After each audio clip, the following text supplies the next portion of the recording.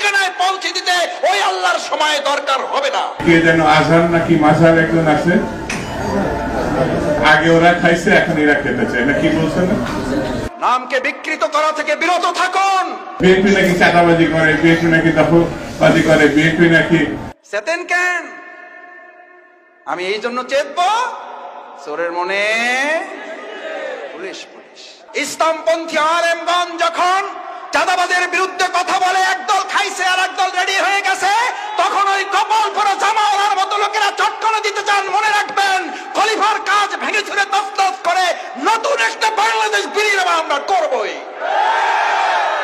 আলেমদের বিরুদ্ধে লেগে একদল হেলিকপ্টারে উঠেছে, আলেমদের বিরুদ্ধে লাগলে আর একদল হেলিকপ্টারে উঠতে পারবেন না। আল্লাহ তাআলা আলেমদেরও দেখেন, জালিমদেরও দেখেন। আল্লাহ তাআলা আলিমদের সাহায্য করেন আর জালিমদেরকে শায়েস্তা করেন। সুতরাং আলেমদের বিরুদ্ধে অবস্থান নিয়ে কেউ জালিমের কাতারে যাওয়ার চেষ্টা করবেন না, পরিণতি কারো ভালো হবে না। সে যদি শফিকুল ইসলাম মাসুদ হয়, শফিকুল ইসলাম মাসুদের পরিণতি তার চেয়ে ভয়াবহ। কারণ আলিমেরা কথা বলে জনগণের কল্যাণের জন্য, ইসলামের জন্য।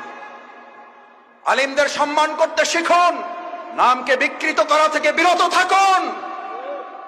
ফ্যাসিস্টদের এক টাকলা মুরাদ মনে করিয়ে দিচ্ছি, শুধু এই মাওলানা ডক্টর আজহারি হাফিজাহুল্লাহ বলেছিল, ওই যে কি একটা বলে, ঠিক না বা ঠিক, এই কথা বলার দুই একদিনের মাথায় ওর মন্ত্রিত্ব চলে গিয়ে অপমান লাঞ্ছনার কাজ করে আল্লাহকে দাঁড় করিয়েছিলেন।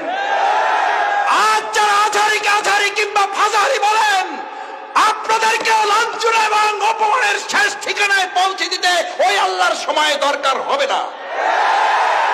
কি বলেন?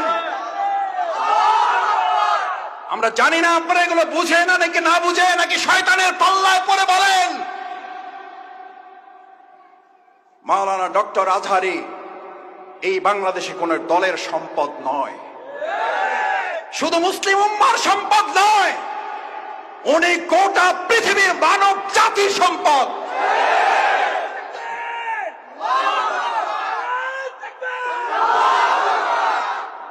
ওনাকে আপনারা বলেন একটা দলে যোগ দিয়ে দেন, আরে ভাই উনি তো একটা দলে আছে, বুঝেন না কেন?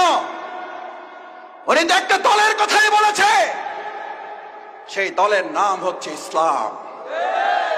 ইসলামের কথা বললে যদি কারো গায়ে আগুন জ্বলে, তাহলে বুঝতে হবে ওটা মুসলিম নামের কলঙ্ক, ইসলামের দুশমন। ইসলামের শত্রুরা হুঁশিয়ার সাবধান। আমরা বললাম সাদাবাজার রেডি হয়ে আছে। আরে ভাই, রেডি হয়ে আছে বলার মধ্যে দিয়ে যদি আমি ভয় পেয়ে যাই, তাহলে তো আমি দুইটা অন্যায় করেছি। নিজ দায়িত্বে এটা আমি এবার ঘাড়ে চেপে নিয়েছি। চোরের মনে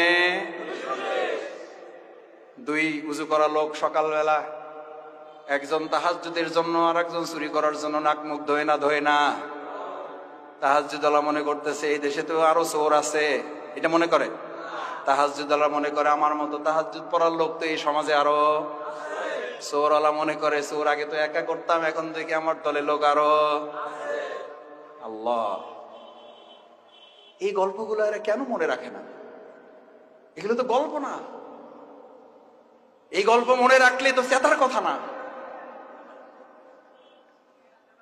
চেতেন কেন? চেতেন কেন?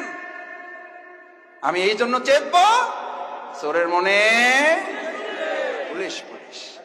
সে যেই হোক, শফিকুল ইসলাম মাসুদ যদি মনে করে আমার মধ্যে চোরামির অভ্যাস আছে, তাহলে পুলিশ দেখলে তো ভয় একটু। হাত কাটার ওয়াজ যদি করার পর ভালো মানুষেরা ভয় পাবে না চোরেরা ভয় পাবে? তাহলে হাত কাটার ওয়াজকে ভয় পান কেন? সুদের বিরুদ্ধে ওয়াজ করলে মসজিদের সভাপতি খেইবা যান কেন? আবুল হেকাম কিসের বাপ? বুদ্ধির বাপ ছিল, শুধু কি ছিল না? ইসলাম না থাকার কারণে আবুল হেকাম যদি আবু জেহেল হয়ে যায়, আজকে যারা রাজনীতি করেন আর তারা যদি বলেন ইসলামের মধ্যে টাইনেন না, ওই বেটা কি আবুল হেকাম না আবু জেহেল? ওই বেটার নাম কি? ওই বেটার নাম কি? ও আব্দুর রহিম হইল ওর নাম, ওই বেটার নাম আব্দুর রহিম হইলো, ওই বেটার নাম কি? ওই বেটার নাম দুদু মিয়া হইলো, ওই বেটার নাম কি? কথায় রাগ করেন না, বুঝে শুনে কথা বললেন।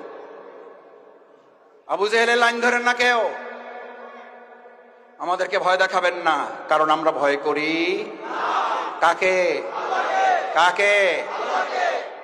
আল্লাহকে যারা ভয় করে, গোটা দুনিয়ার অপশক্তিরা ভয় করে তাকে। এই জন্য আমরা বিগত 15 বছরে 3 জন নামলে প্রশাসনের প্যান্ট খুলে পড়ে যেত। জিজ্ঞেস করতো কারা নামছে, কয় হুজুররা, কয় কোনো অসুবিধা নাই, কয় ব্যানার দেখেন, ব্যানারে কি লেখা আছে, কয় ব্যানারে লেখা আছে জামাত ইসলামী, কয় এবার সাবধান থাকো। বলছে না বলে নাই? আলহামদুলিল্লাহ 3 জনে এই যাত্রাবাড়ি রাস্তা কাঁপানো হয়েছে না হয় নাই? আপনারা গুলির মুখে থেকেও এগুলো প্রতিবাদ করেছেন না করেন নাই? ইনশাআল্লাহ আমরা ভবিষ্যতেও এই অন্যায়ের প্রতিবাদ। আসুন, ইল্লাল্লাযীনা আমানু, ঈমানদাররাই শুধু এই ক্ষতি থেকে বাঁচতে চায়। আমরা ক্ষতি থেকে বাঁচতে চাই, তাহলে ঈমান লাগবে, আল্লাহর আইন লাগবে, আল্লাহর বিধান লাগবে। শুধু মসজিদে না, সব জায়গায় লাগবে। ইসলামী সমাজ কল্যাণ যদি আল্লাহর এই বিধান দিয়ে সমাজ এবং রাষ্ট্র পরিচালনা করতে চায়, আগামী দিনে আল্লাহ রাসূল সাল্লাল্লাহু আলাইহি ওয়াসাল্লাম বুলেটের যুদ্ধ করেছেন, আমরা আগামী দিনে ব্যালটের যুদ্ধের মাধ্যমে রাসূল সাল্লাল্লাহু আলাইহি ওয়াসাল্লামের সেই বুলেটের যুদ্ধে অংশগ্রহণ করার আহ্বান জানাবো আমরা সবাইকে।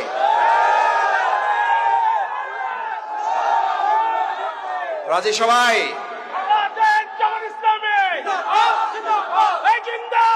সম্মানিত ভাই এবং বন্ধুগণ, আসুন আল্লাহ সুবহানাহু ওয়া তাআলার কাছে দোয়া করি, আল্লাহ মেহেরবানি করে আমাদের এই ব্যালটের যুদ্ধে আপনি আমাদেরকে বিজয় দান করেন।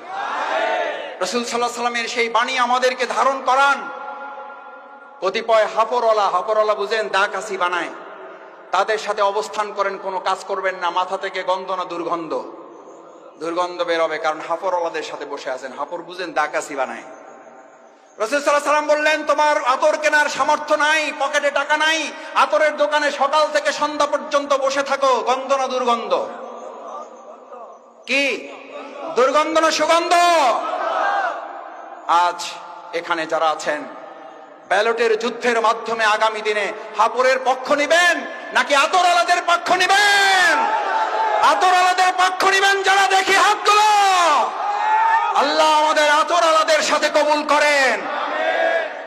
আস্তাগফিরুল্লাহ রাব্বি মিন কুল্লি যামবি ওয়া আতুবু ইলাইহি। সুবহানাকাল্লাহুম্মা ওয়া বিহামদিকা আশহাদু আল্লা ইলাহা ইল্লা আনতা আস্তাগফিরুকা ওয়া আতুবু ইলাইহি।